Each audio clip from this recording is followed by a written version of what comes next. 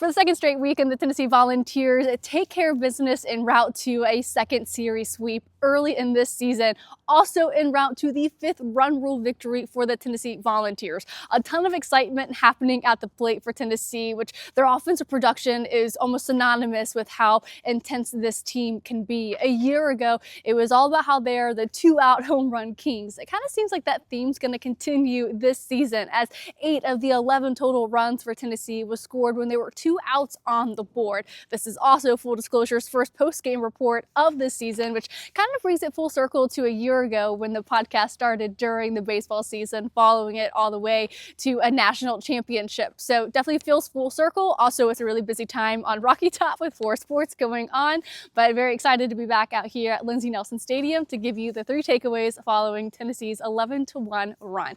Firstly, we talked about the home runs in the very beginning. That certainly was a key reason Tennessee not only was able to get the run rule, but they broke it open when there were 2 outs on the board a number of times, like when Gavin Keelan was at the plate in the bottom of the 4th, I believe, and he got a 3 RBI home run. And then, it's Hunter Ensley the next inning being able to get a home run.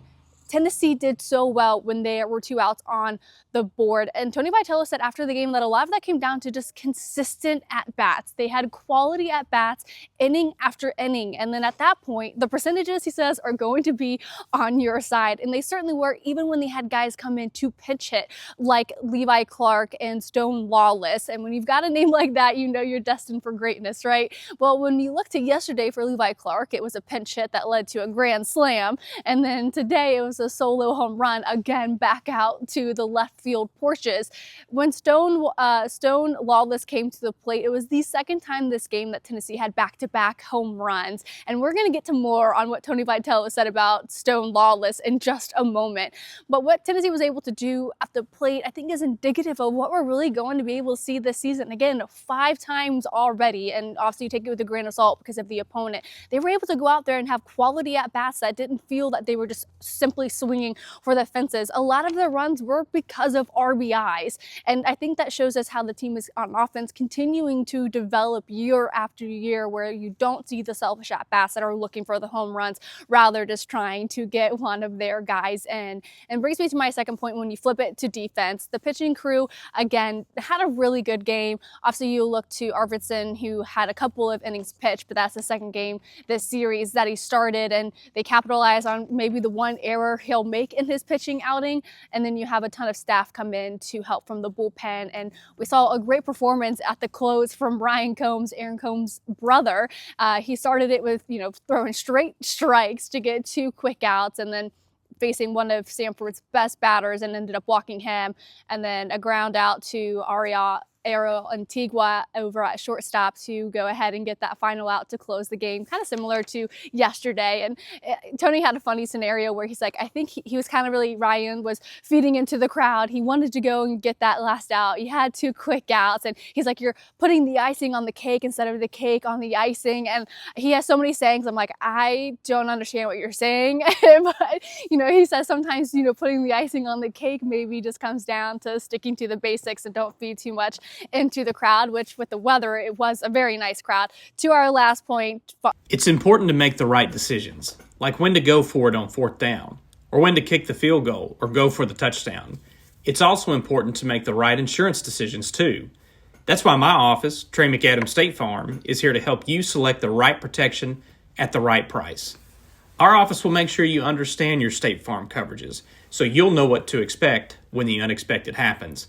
With Trey McAdams State Farm, it's easy to make the right call. When you want the real deal, like a good neighbor, State Farm is there. Proud sponsor of the Tennessee Vols. From this 11-1 run, it is Stone Lawless, who we're going to talk about. And a year ago, the redshirt freshman kind of was just, someone that was in the background that we didn't really hear too much about. But he was a player that always traveled with the team. And Tony said that the team said, they're like, they threatened to kill me if we didn't take Stone Lawless with us on road games. Of course, joking. And I asked Stone, about that comment, if he knew that that's how the team felt about him a year ago, that, they kind of were like riding and dying for Stone. He's like, yeah, I knew because they told me.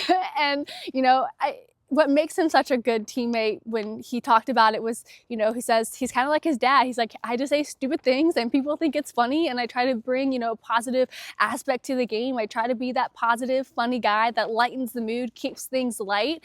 But beyond that, what really helped him a year ago with traveling with the team, even though he knew he was never going to see playing time, was that he would put himself mentally in certain situations in close road games. And he was honest with himself. He's like, I don't think I was ready or would have been ready for those moments a year ago. But being able to witness that in person, he said that really helped me this season. He's like, now the game has really slowed down. He says he can internally control the speed and pace in his mind a lot better. So that keeps him a lot calmer, either at the plate or behind the plate. And we saw obviously in that home run that he has been able to do well in these tight situations, because that was a 2-out scenario. So a lot of quality guys that are on this team, a lot of guys that we'll continue to get to know as we're just, a couple of weeks into the 2025 season. But an exciting win for Tennessee, 11-1.